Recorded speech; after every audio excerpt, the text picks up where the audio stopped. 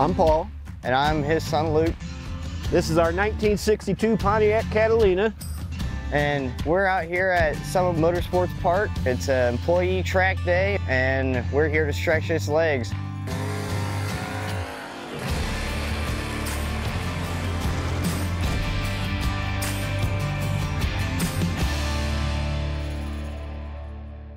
My father's always been into Pontiacs, and so he had me in it when I was his age.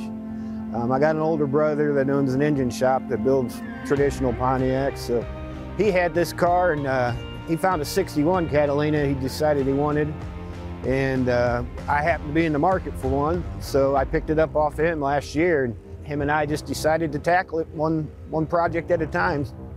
I've always wanted to work on a car with my dad ever since I heard the stories of he had a red 68 Firebird and the 92 Pro Stock car that he raced. I always wanted to work on something with my dad, and so whenever one morning I was struggling to get up, he came into my room and he says, "Get up, you're working out at the shop, your Uncle Ron wants you to work for you, and I might be buying the Catalina." So I was up and out of bed, I was like, okay, let's do this.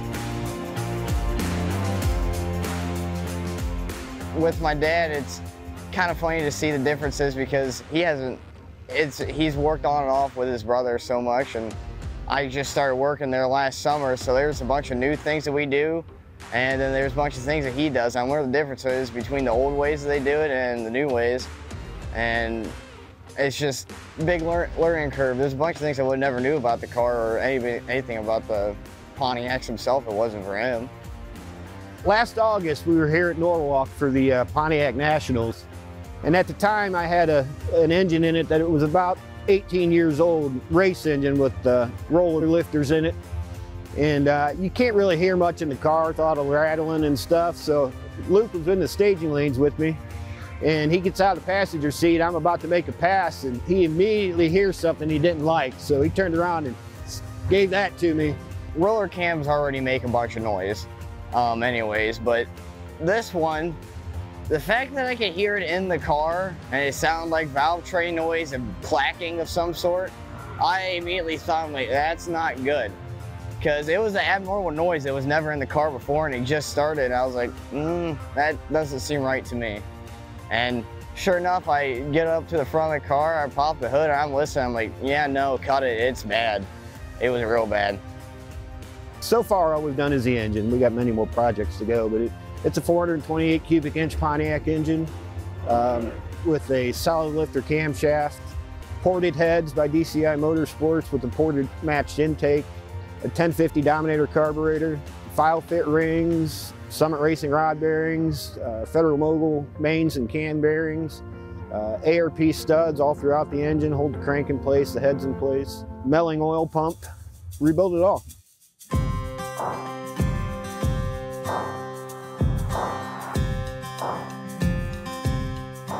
Extraordinarily proud. I mean, any of my Facebook friends, they probably sick of me posting stuff all the time, but you know, for this young man to build an engine by himself, I mean, he had supervision, don't get me wrong, and then put the engine in the car by himself, basically. It just speaks volumes. Our young kids don't get into the automotive field too much anymore, the trades at all, so I think it's important for kids to get into trades, and I think it's great the path he's taken. Favorite part is I get to spend a bunch of time with my dad in the garage. I get to do what I've always wanted to do. I've been dreaming about this forever, and I've been dying and dying to do something with my dad. I mean, heck, I spent days in the classrooms looking for a car for my dad.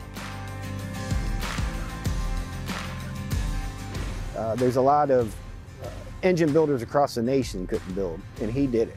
And like I said before, I couldn't be prouder of him.